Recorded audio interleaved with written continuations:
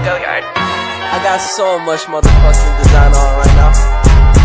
Break it down, bring it back, make it clap. I got 3 old thoughts, new block, where that damn bitches on my line, and you know they cut strike. Hold up, what it not, 45, stupid cash right. Assalamualaikum warahmatullahi wabarakatuh. Perkenalkan, pada kesempatan kali ini saya Zikria Ramadhani dari SMP Negeri 4 Majenang akan menyampaikan sebuah pidato yang bertema Hari Pahlawan. A'udzubillahi minasyaitonirrajim. Bismillahirrahmanirrahim. Alhamdulillahirabbil alamin. Wassalatu wassalamu ala asyrafil anbiya'i wal mursalin sayyidina wa habibina Muhammadin wa ala alihi washabbihi ajmain. Amma ba'du. Dewan juri yang saya hormati, para peserta lomba, dan seluruh hadirin yang dimuliakan oleh Allah Subhanahu wa Ta'ala. Puji syukur kehadirat Allah yang atas limpahan nikmat dan karunia-Nya sehingga kita dapat berkumpul di tempat yang mulia ini dengan keadaan sehat walafiat tanpa ada halangan suatu apapun.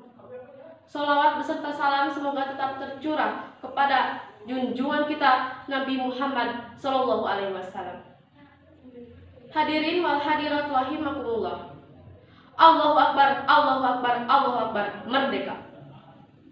Lantunan takbir dan kata Allahu Akbar tersebut merupakan sepenggal kalimat yang diucapkan oleh Bung Tomo pada sebuah pidato, yakni menjawab ultimatum yang dilakukan oleh tentara Inggris yang menginginkan agar warga Surabaya pergi dari kota tersebut sebelum waktu, yaitu tanggal 10 November 1945.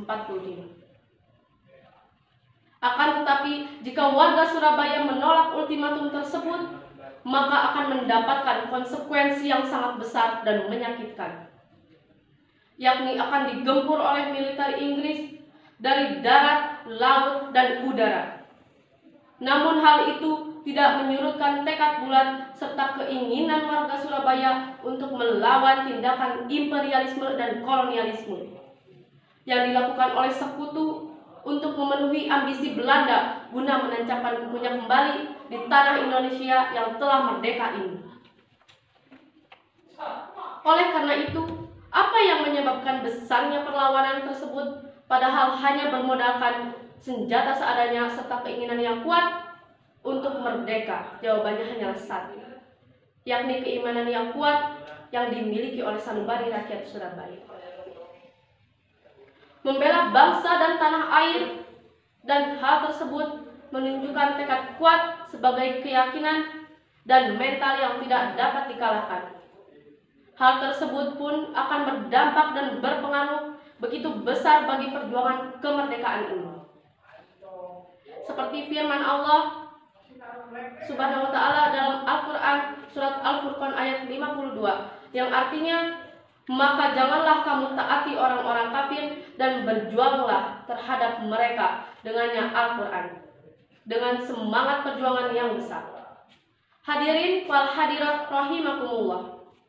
Resolusi saat ini menekankan pentingnya umat Islam pada kala itu sebagai bentuk perlawanan umat Islam terhadap imperialisme dan kolonialisme yang akan datang dan menguasai Indonesia. Maka dari itu, wajib bagi seluruh umat Islam di seluruh penjuru Indonesia untuk bahu-membahu berjuang dan mempertahankan kemerdekaan Indonesia.